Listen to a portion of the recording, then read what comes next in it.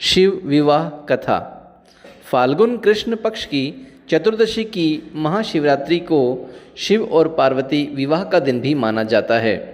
शिव विवाह की पौराणिक कथा कई तरह से पढ़ने और सुनने को मिलती है। यहाँ पढ़िए अब शिव विवाह की पौराणिक कथा। आज मैं आपका ज्योतिष मित्र धर्मगुरु विजय कुमार तिवारी भगवान शिव और माँ जगदम्बा के विवाह की कथा सुनाने जा रहा हूँ। सती के विरह में शंकर जी की स्थिति बड़ी दयनीय हो गई थी। वे हर पल सती का ही ध्यान करते रहते थे और उन्हीं की चर्चा में व्यस्त रहते थे। उधर सती ने भी शरीर का त्याग करते समय संकल्प लिया था कि मैं राजा हिमालय के यहाँ जन्म लेकर शंकर जी की अर्धांगिनी बनूंगी। जब जगदम्बा का संकल्प व्यर्थ हो सकता है तो कैसे भला। वे उचित समय पर राजा हिमालय की पत्नी मेनका के गर्भ में प्रविष्ट होकर उनकी कोख में से प्रकट हुई। पर्वतराज की पुत्री होने के कारण वे पार्वती कहलाई। जब पार्वती बड़ी होकर सयानी हुई तो उनके माता पिता को अच्छा वर तलाश करने की चिंता सताने लगी। एक दिन अचानक देवर्षि नारद राजा हिमालय के महल में आ पहुँचे और पार्वती को देखकर कहने लगी कि इसका विवाह भगवान शंकर के साथ होना चाहिए और वे ही सभी दृष्टि से इसके योग्य हैं। पार्वती के माता पिता के आनंद का यह जानकर ठिकाना न रहा कि साक्षात जगदम्बा सती ही उनके यहाँ प्रकट हुई है। वे मन ही मन भाग्य को सराहने लगे।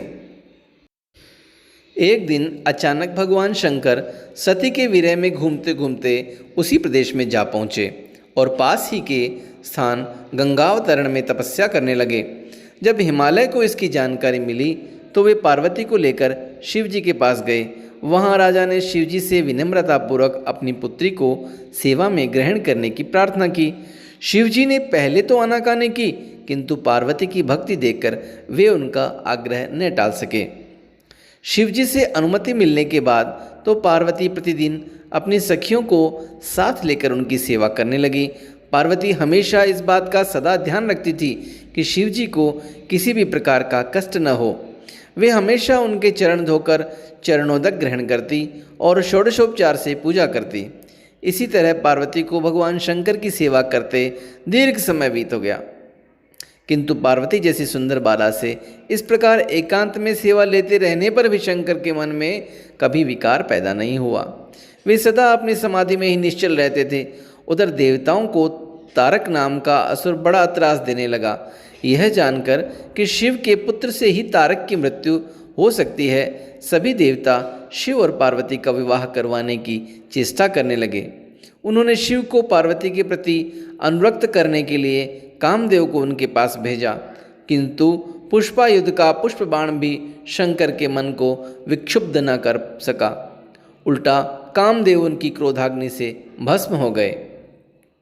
इसके बाद शंकर भी वहाँ अधिक रहना अपनी तपश्चर्या के लिए अंतर्यारोप समझ कैलाश की ओर चल दिए। पार्वती को शंकर की सेवा वंचित होने का बड़ा दुख हुआ, किंतु उन्होंने निराश न होकर अब की बार तप द्वारा शंकर को संतुष्ट करने की मन में ठानी। उनकी माता ने उन्हें सुकुमार एवं तप के अयोग्य समझकर बहुत मना किया, इसलिए उनका उमा यानी तप न करो नाम प्रसिद्ध हुआ।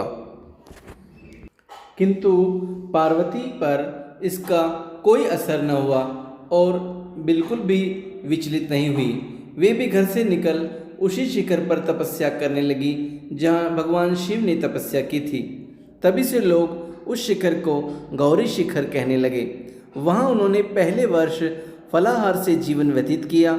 दूसरे वर्ष वे पर्ण यानी वृक्षों के पत्तों को खाकर रहने लगी और फिर तो उन्होंने पर्ण का भी त्याग कर दिया, इसलिए वे अपर्णा कहलाई।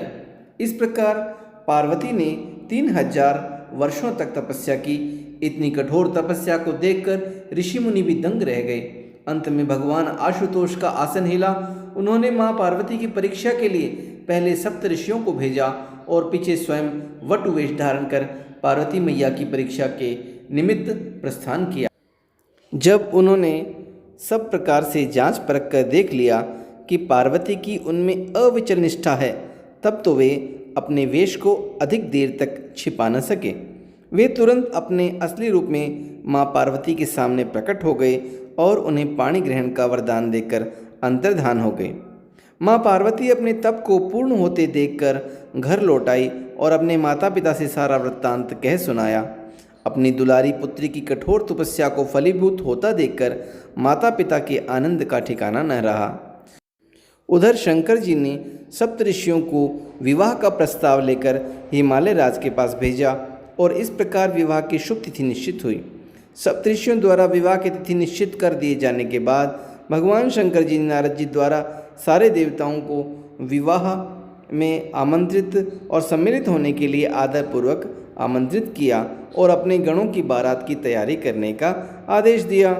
इस आदेश से अत्यंत प्रसन्न होकर गणेश्वर, शंखकर्ण, केकराक्ष, विकृत, विशाख, विकृतानन, दुंदुभ, कपाल, कुंडल, काकपादोदर आदि सभी जो सारे गण हैं वे सारे एकत्रित हुए।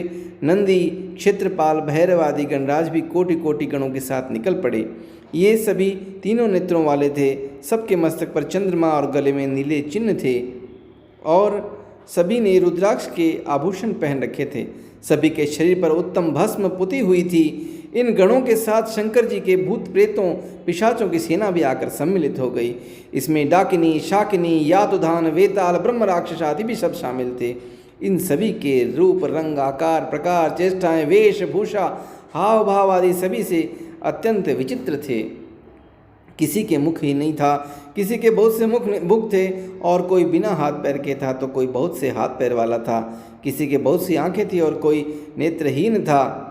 उन अपने अंगों को ताज़ा रक्त से लगे हुए थे कुछ, कोई अत्यंत पवित्र और कोई अत्यंत विभत्स तथा अपवित्र गण वेश धारण किए हुए थे और अलग अलग रूप से सब मौज उड़ाते हुए महादेव शंकर जी के चारों ओर एकत्रित हो गए। माँ चंडी देवी बड़ी प्रसन्नता के साथ उत्सव मनाती हुई भगवान रुद्रदेव की बहन बनकर वहाँ आ पहुँची। उन्होंने सर्पों के आभूषण पहन रखे थे। वे प्रेत पर बैठकर अपने मस्तक पर सोने का कलश धारण किए हुए थी। धीरे धीरे सारे देवी देवता वहाँ एकत्रित हो गए।